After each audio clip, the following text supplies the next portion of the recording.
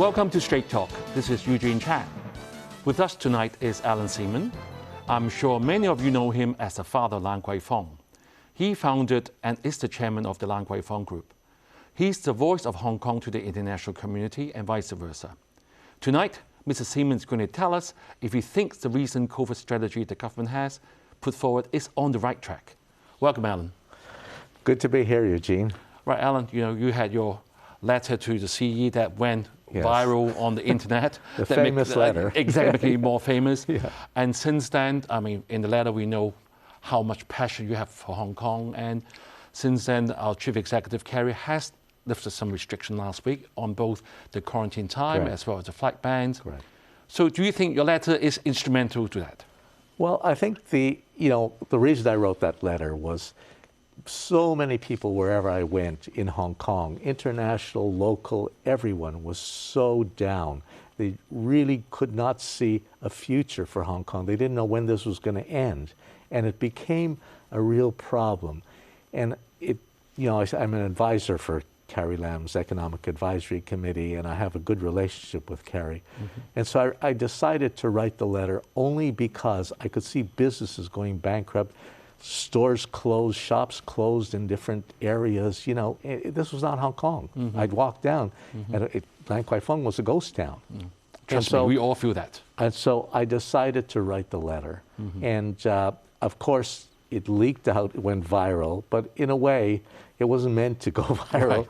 But it actually turned out to be a good thing because she could see at that time how many people in Hong Kong were really affected by all this. And so I was very happy at the end that it did go. And my suggestions about opening up, finally, we have to open up. And of course, I also in my letter put in ESS, Employment Subsidy Scheme, because in 2020, the restaurants, the bars, other industries were given employment subsidy scheme for 9 months, $9,000 a month.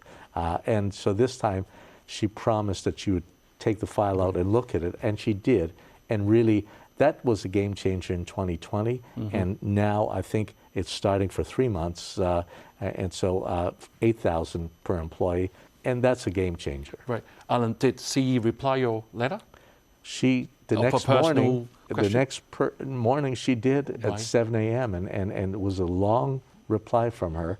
Right. And I was very, very thankful because she did take it personally. I think she felt as well that Hong Kong really was at its wit's end, and people needed something, needed leadership, needed someone to come forward, because the biggest problem, we kept getting different messages every day from different government departments.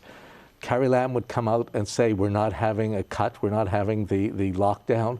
And then 4 days later, Sophia Chen, the health minister, would come out and say, oh, we're thinking about 21-day lockdown. Many, many people wound up leaving because of that. And so I said, we need to speak with one voice, because everybody is giving different opinions. Even the doctors, the so-called medical experts, no one agreed with anyone. You didn't know who to listen to. Certainly there was that feeling among the society. I mean, since you have been in Hong Kong for 50 years, and as I said earlier, you are the voice for us to the international community and vice versa, I'm sure you're also aware of another letter that written by experts. I saw. Basically, I would say accusing both Carrie and Sophia that they're breaking down our business center. Yeah. Not to mention we have an expat lady that has a 9-month-old baby that had COVID positive, but they weren't allowed to stay in the hospital. Yeah. All that really scared a lot of people. So with all these easing of restrictions, do you think is putting some confidence back? Well, Eugene, I could tell you, as soon as Carrie mentioned, originally she was supposed to come out on a Sunday and talk about it, and she didn't say anything that Sunday. It was going to be Sunday or Monday. Monday was the last day that people had. Otherwise, bags were packed. People were leaving Hong Kong. People had already left after the incident with the mother and the daughter. But I understand there was no room in the hospitals. We were overcrowded. And so they had to make a choice whether have a person who you can save a life or a mother staying with, a healthy mother staying with her child. You can't do that. Carrie was very upset after when she found out about that. And now this changed. But it did cause a lot of people to leave Hong Kong. And so for me, I think after people heard Carrie's announcement saying that on April 21st, restaurants can open up and other premises can open up, gyms can open up, and a three-pronged, 3-month approach. And I felt that was the right thing to do. Right. So would you agree that that will be the turning point for Hong Kong's expatriates starting to reconsider Hong Kong as a good place? Absolutely. I mean, a lot of people did cancel their leave their reservations to leave, and they wanted to see. The other thing was the closure of schools for people staying at home. You know, Hong Kong, we live in small flats.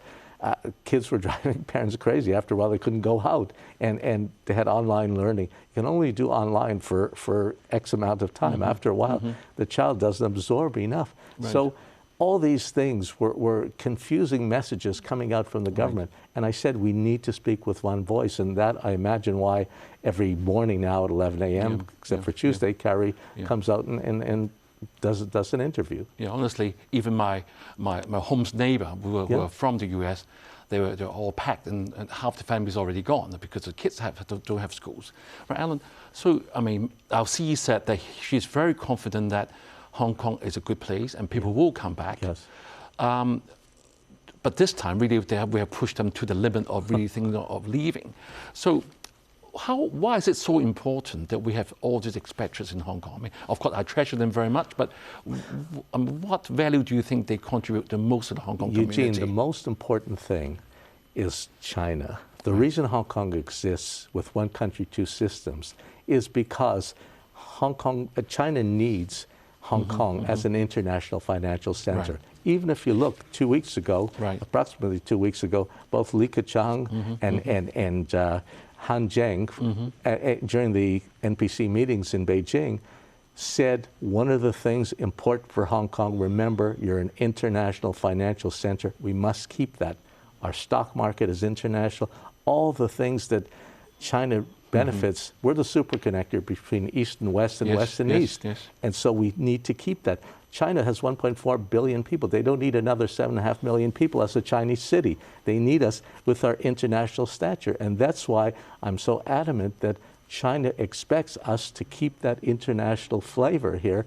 We have all the head offices, the banks, everyone's here because they're going to do business with China. Yeah, but Alan, to be fair on our government colleagues, because I mean we work with them in public services.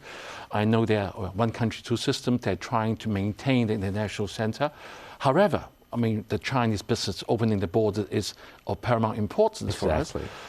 But I mean we're having a zero COVID policy with over the border in Hong Kong. We're trying to cope in between living with COVID. So with now all the flight bans are sort of lifted, so more people are going to come in. So how is that going to help us to reopen the borders? Because we were saying that hopefully they were aiming to open the borders earlier this year, but it didn't happen because of the Omicron. Exactly. We were 2 days away from opening. Are we back to square one? Well, we're not back to square one, but the good thing is Dynamic Zero, every country in the world, China gave it a name, Dynamic Zero, but other countries were, at the time when it hit, other countries were trying to suppress the virus. They didn't call it Dynamic Zero, they called it suppression. And then once it peaks, which it peaked everywhere else in the world, then the numbers start to decrease. In the UK, they were the first ones where they were first infected, and the numbers started to decrease. Boris Johnson, the Prime Minister, said, oh, now we're going to live with it. We're going to open up all the restaurants, bars, everything, like we're doing April 21st and May 21st.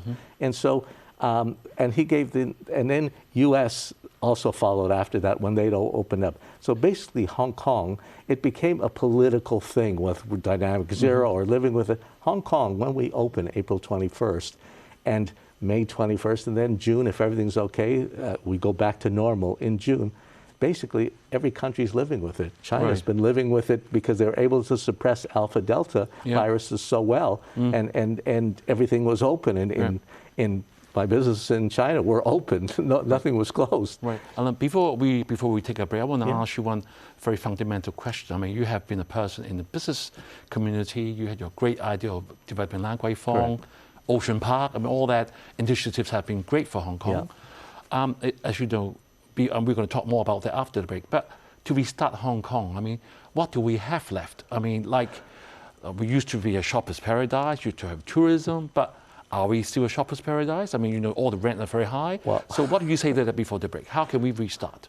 Well, it's a good question. I think we have to get back to living with it, basically. I mean, people need to get a normal life back again. The Greater Bay Area is the future of Hong Kong. Right. You know, 11 cities, 1.5 hour radius from Hong Kong.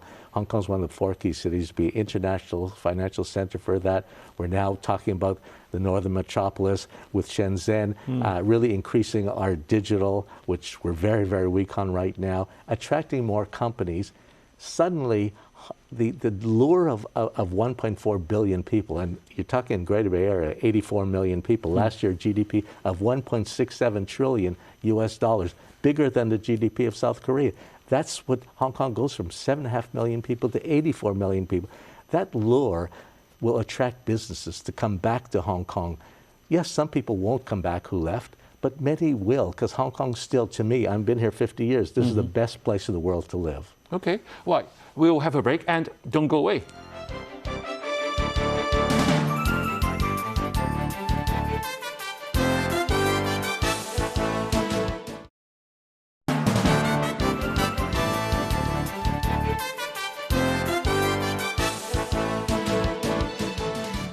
Thanks for staying with us. We have been talking to Mr. Allan Seaman about our government's roadmap to recovery. So, Alan, on the first part, we touched on the part about how the Hong Kong restart. But before we go on to that further, about the expatriate community, because we rely on your years to the community, and also many of my patients are from the expat community. They do say one thing to me. They say, Eugene, Hong Kong is no longer the Hong Kong that we used to know. Of course, I said, no, it's one country, two systems. But they said, you don't have freedom of speech. I said, we have. And they said they are very worried about the national security legislation. So what would you say to all of them? Eugene, what I say all the time, the best thing that happened to Hong Kong is the national security law. Right. Out of 200 countries around the world, 120 countries have security laws. I think U.S. maybe has something like 20 security laws, if I'm not mistaken. So that brought stability to Hong Kong. We never passed Article 23, you know, in 2003, and it caused divisions within the society. You know, everyone had a different opinion of what Hong Kong had to be. One country, two systems has only been an experiment that Deng Xiaoping came up with, and we're living the experiment, actually. And so I do believe every country needs a security law, and the security law really brought stability. Businesses need stability. We have to know what's going on. 2019 was not a great year for Hong Kong. In all my years here, it was pretty scary for many, many people, and this was not Hong Kong. So that's brought stability, and that's why I say that is a great future. And of course, being part of China, to me, is another, one country, two systems, is another big, big plus for Hong Kong. As the title of the show tonight is our government the latest COVID policy on the right track? Or do you think it is still too far off for us to see the light at the end of the tunnel? What do you think? Well, the good thing is the vaccinations now. We're at 92% for the first vaccine dose, and 84% for the second vaccine. And third vaccine is up there, I think the 50s or 60%. This virus is all about vaccination. Unfortunately, Omicron was different than Alpha Delta because it's upper respiratory. Alpha Delta attacked the lungs. It takes more time to transmit. This one transmits really, really quickly, and that's what caused the problem. That's why even with China, I'm anxious to see if they can use their dynamic zero, if it really can suppress it. You know, if not, they're going to have to open up eventually. And this, as the experts have said, this they think will be endemic. Come every year. We have to find a way to go forward because the whole world is going to have to find the same way. We're lucky because we got hit with BA2, which is not BA1, which went around the world. Omicron 1 first. Omicron 2 is the mutation. So that's what we got hit with. So we've kind of been through that. We won't go back to BA1.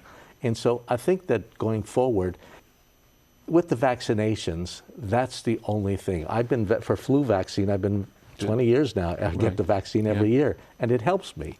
Alan, one of our common friends, Bernard Chan, the EXCO convener, said last week that many expatriates that have left because of the restrictions on the quarantine, Yes. they will not come back, and a lot of them, and what he foresees the difficulty or the challenges we're going to have is whether Hong Kong will still maintain as an international financial center. What is your comment to that? I think Bernard has a point. I heard he? Bernard, yes, he had a point, yes, and I know he kind of got maybe clarified with the chief executive the next day when asked by a reporter.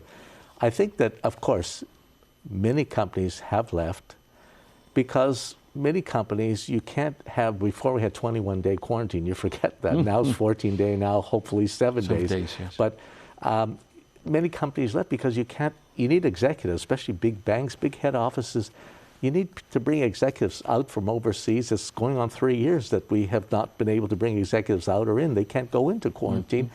In business, you need to make split-second decisions. Yes, exactly. Yep. And so I believe now we're headed in the right directions. Finally, the 9 countries that were banned from flying here are coming back to Hong Kong. Yes, but mainly for Hong Kong residents. Mainly, yes, and I'm advocating.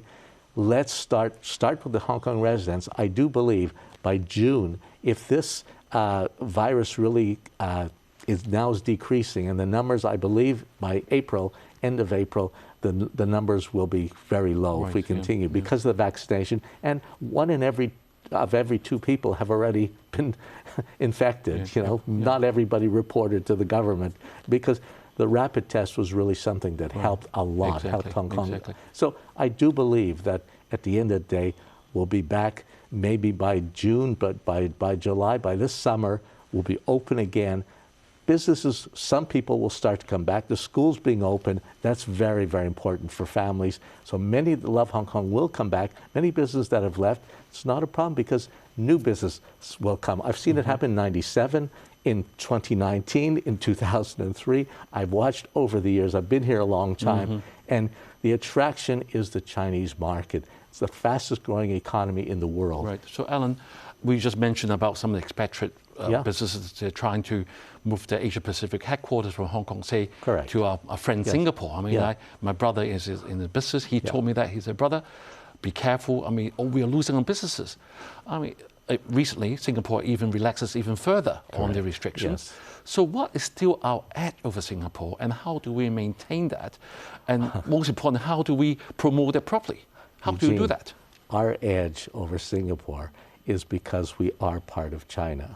True. And I say the Greater Bay Area, many Chinese companies are opening up here. I mean, you just have to walk in the street or even come to Lan Kwai Fong at lunch or dinner and hear Putonghua being spoken all the time, which you didn't have in the past. So many Chinese companies are opening up here. Our stock market, we have a great stock market, especially known in the world as being very fair. Many companies are now doing IPOs in Hong Kong. So there is a great attraction for Hong Kong. Singapore, of course, is a very good city. It's a very good country. The thing is that Singapore is mostly for Southeast Asia, and they don't have for China, Hong Kong, they must make Hong Kong right because we are so important to China. And that's why I believe that Hong Kong will continue to recover with China's help. You can see during this whole COVID, we had to rely on China for Professor Liang. Wen came here and really gave great advice that we now don't have to worry about doing the lockdown because it's not the right time, and basically just worry on saving the old people. The problem we have, care homes, we're kind of out of control, older people, we're not vaccinated, and if we would have had a mandated vaccination, everyone would have been vaccinated. We would not have the deaths today. And I know it's easy to be to give advice after the fact, but unfortunately, I hope we can learn a lot from this. Right. So, Alan, up until this moment, I hear very clear messages from you that Hong Kong has finally reached a turning point with the vaccinations, opening up the borders. You think business is going to come back because we're right at the doorstep of China. And there will be people who may not come back, but I'm sure there'll be more new people coming from the 84 million people around the world. Right, just one the last thing you mentioned about the Greater Bay Area is our hope for the future. I've asked that same little question in the last few shows, and I just felt our youth aren't really being, they're not very keen to go, not even Shenzhen, don't even mention further away. So how can we actually make that happen? It's great to put on paper. How do we do it? What will happen, Eugene, is happens everywhere. Most people are comfortable with what they know. People don't know the Greater Bay Area. And what happens is once it opens, unfortunately because of the virus, it's been put on the back burner for a while. But China is determined to make it happen. And I know with that GDP, I know you have certain pioneers that go in. Young people from Hong Kong will set up a business there. Suddenly they become a unicorn. And then other people look at, oh my God, that's a, they look at how, Jack Ma in Alibaba, you know, there's examples, you know, you get another Jack Ma or Pony Ma or one of those people, and suddenly people start going. The border between Hong Kong and China kind of almost disappears, you know, and with technology you'll be able to walk back and forth. And so we're 1.5, it's faster to go to Shenzhen today, 14 minutes on the high-speed rail. It's faster than for me to go to my house on the south side in Hong Kong. Yes, it is. But Alan, the last thing I want to ask you is about, we know the new chief executive is going to be elected on the 8th of May, as we read widely in newspapers. Around the corner. Hopefully this is going to happen, no more delay, because we need to move on to the next government. It won't be delayed. It won't be delayed, right? As a person from the business community, rather than us guessing who's going to be the candidate, let's look at more pragmatic manners. How, from the business point of view, what type of CE do we want? What type of government can we have so that we can attract all the people who have considered leaving to come and asking their friends and families to join to come into Hong Kong? What do you say to that? I think Hong Kong is predominantly a business society, an international financial center. And I think we need somebody that really understands business, maybe understands finance, the financial community, can really show to the world that we are back, that Hong Kong is back. Yes, and that is something that's really, really important. So it's somebody that really understands how to get Hong Kong back on track. We've had a tough time on the way. As I said earlier, it's like being on an airplane with turbulence, and everybody's holding on for dear life. Eventually the plane comes out of the clouds and lands. People all clap and they walk off and go on holiday. Hong Kong will survive, and we survived after 97, we survived after all the difficult periods we've had, and I believe we need really a chief executive that has good foresight. I mean, Carrie Lam has tried her best, you know. Yes, she's made mistakes, she's had good things, bad things, but at the end of the day, we need somebody very strong with a great foresight that really could get the confidence of the people. We must work together. All right, Alan, that's all the time we have. And thank you, Mr. Alan Seaman, for sharing with us your insights into how a government can harness support from all sectors of a community to fuel Hong Kong's post-COVID economic recovery. Stay healthy and see you next week.